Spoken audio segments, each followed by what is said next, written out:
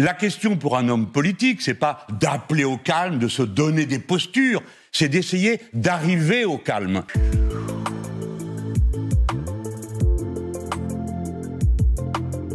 Une semaine après la mort du jeune Nahel et alors que l'accalmie semble se dessiner après des nuits d'émeutes,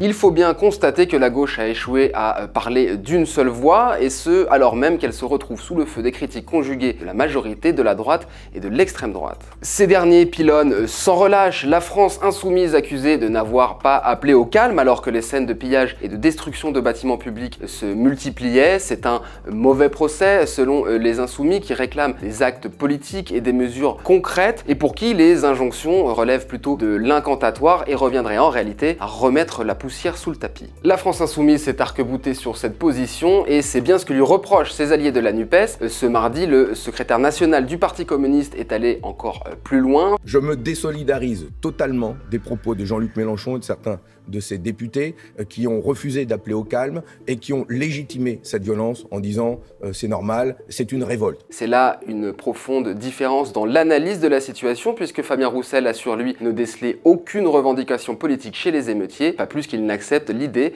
d'un racisme systémique au sein des forces de l'ordre. Tout le contraire de la présidente du groupe LFI à l'Assemblée, Mathilde Panot, qui ce mardi a une nouvelle fois dénoncé un problème systémique dans la police et un gouvernement qui d'après elle refuse de tirer les leçons du drame. La députée a également réfuté l'idée que son mouvement serait anti-flic et souligné que c'était plutôt l'organisation de l'institution par le pouvoir qui était en cause. Nous ne sommes pas anti-flics, nous ne sommes pas anti-policiers.